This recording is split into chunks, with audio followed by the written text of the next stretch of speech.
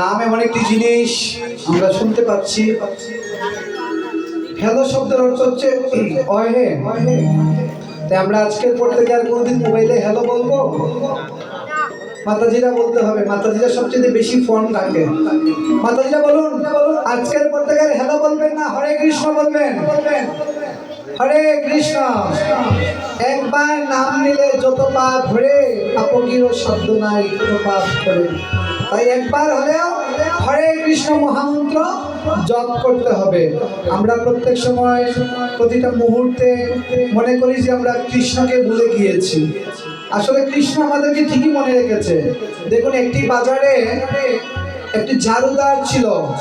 প্রত্যেকদিন ওই বাজারে যাওয়ার পথে, মনে করুন আপনার ওই পাশের বাজার দিয়ে যাওয়ার পথে একটা কৃষ্ণকালী মন্দির ছিল। ওই মন্দিরে একজন পূজারী প্রভু আছেন।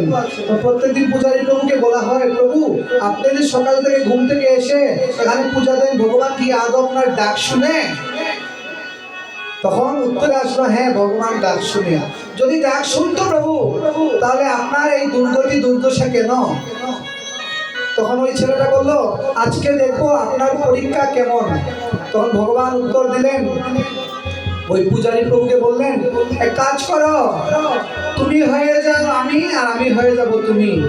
তখন উনি বদল বদল করতে গিয়ে বাজার ঝাড়ু দেওয়া শুরু করলেন। আমার অনাদি রাধে গোবিন্দ সকাল থেকে বিকেল 4টা অবধি বাজার ঝাড়ু দিলেন ভগবান। তখন বাজার ঝাড়ু দিতে দিতে গিয়ে দেখলেন বিকাল ঘনিয়ে এসেছে। তারপরে কি হলো, ঘনিয়ে আসার পরে ভগবান সময় শেষ, আবার অদল বদল হলেন যে ভগবান এখানে দেখেন 3টা ভুল হয়েছে। যে কি? যে আপনার বিচার সমান নয়। কিভাবে?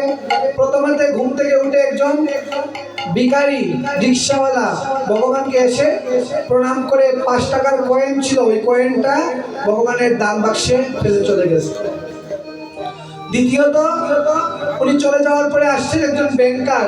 ব্যাংকারের ব্যাগসেট তো বুঝে নিয়ে একটু বড় সড়ো থাকে, টাকার বান্ডিল। উনি ভগবানকে প্রণাম করে ওই ব্যাগটা রেখে চলে যান, ভুলে গেলেন। যাওয়ার পরে আসছেন তৃতীয় ব্যক্তি। ওনার স্ত্রী 10 মাসের অন্তঃসত্ত্বা, উনি নৌবাহিনীতে চাকরি করেন। উনি ওনার স্ত্রীর জন্য প্রার্থনা করতে গিয়ে ভক্তি দিয়ে উঠছেন।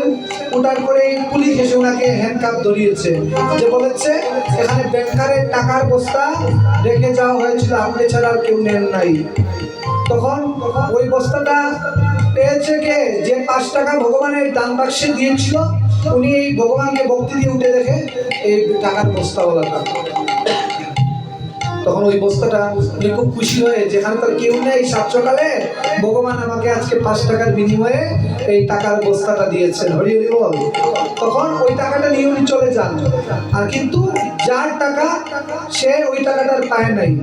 আর যে দুষ করে নাই, সে স্ত্রীর জন্য প্রার্থনা করতে এসে উনি পুলিশের লোকাপে উনি চলে গেল থানাতে। তখন এর মধ্যে বিকাল হয়েছে। তখন ওই প্রশ্নটা ভগবানকে করা হয়েছে, ভক্ত করেছে। তো করার পরে ভগবান উত্তর দিয়েছেন, আরে বদ্ধ, আমার বিচার সমানই আছে। তোর চোখে যার টাকা সে পায় নাই, তোর চোখে যে দুষ করে নাই সে দোষী। আমার হিসাব শুন আজকে। প্রথমত, যে ভক্তি দিয়ে টাকাটা রেখে টাকাটা আমাকে দিয়ে চলে যাওয়ার পরেই টাকাটা পেয়েছে, আসলেই সে গরিব অনাথ ছিল। সে কায়মন বাক্যে আমাকে প্রণাম করে এই টাকাটা আমাকেই সমর্পণ করেছিল। দ্বিতীয়ত, যার টাকা ছিল সেই টাকাটা নিয়ে যাওয়ার পথে তাকে খুন করে ওই টাকাটা নেওয়ার জন্য সে মরে যাইতো। মরে যাওয়ার চাইতে ভিখারি হয়ে যাওয়া ভালো কি খারাপ? ভিখারি হয়ে যাওয়া ভালো। তৃতীয়ত, যে আমাকে প্রণাম করে যাচ্ছে তার স্ত্রীর কথা বলে যাওয়া, সে আজকে যদি নদীতে যাইতো নৌবাহিনী, সে কিন্তু এখানে জলে ডুবে তার মৃত্যু লেখা ছিল। জলে ডুবে মরে যাওয়ার চাইতে 3 মাসের জেল ভালো না খারাপ? আমাকে উত্তর দিতে হবে। আপনারা কথা শেষ করে দেবো, আপনাদের থেকে কথা আসতে হবে। সবচেয়ে আমাদের একটা পরিবার, দেখেন একটা বলতে গিয়ে আরেকটা বলতে হচ্ছে। একজন মা যদি কৃষ্ণ ভক্ত হয়, সমগ্র গ্রাম কৃষ্ণ ভক্তে পরিণত হয়ে যায়নি। তাই একজন বাবা কৃষ্ণ ভক্ত হলে সম্পূর্ণ পাড়াটা কৃষ্ণ ভক্ত হয়। তাই মায়াকে অ্যাক্টিভিটি থাকতে হবে, কারণ মায়েদের কাছ থেকে প্রচার প্রসারটা বৃদ্ধি পায়। হরি হরি বল। তখন ভগবান বললেন, মরে যাওয়ার চাইতে আমার কাছে এই 3 মাসের জেলটা ভালো। তাই ভগবানের বিচার সমান তো।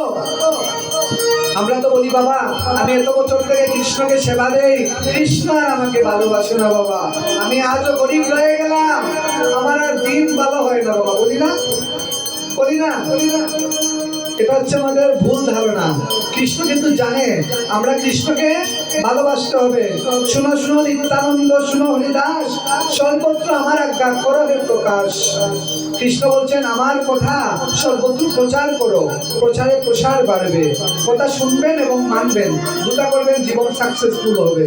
জীবনে আপনি শুনে গেলেন পাঠকের কাছ থেকে, অমুক পাঠক তমুক কীর্তনী অমুক গুসাই এসে বলে গেলেন, কিন্তু এই কথা কিছুই মানলেন না, তো এটা আবার দিল পাবেন না। কি পাবেন? আপনার জমিতে চাষ করে গেলেন ধান, 1 বছর পরে জমিতে গেলেন না, কাছি নিয়ে গেলেন ধান কাটতে, এখানে ঘাস পাবেন না ধান পাবেন? ঘাস পাবেন। তাই আপনারা ফলন সৃষ্টি করে ফলনের গুড়ায় আপনাদেরকে সার দিতে হবে। এই ফলন কি? আপনার সন্তান সন্তানি। আর এই ফলনের গুড়ায় সার কি? হরে কৃষ্ণ মহামন্ত্র, সনাতন টিচিং। এগুলো ছাড়া আপনার বাচ্চা কখনো সুখী হবে না। এখানের বাচ্চা বউ নিয়ে থাকে, ও বাবা আমার বউ, আমার ছেলের বউ যা বলে তা আমার ছেলে শুনে,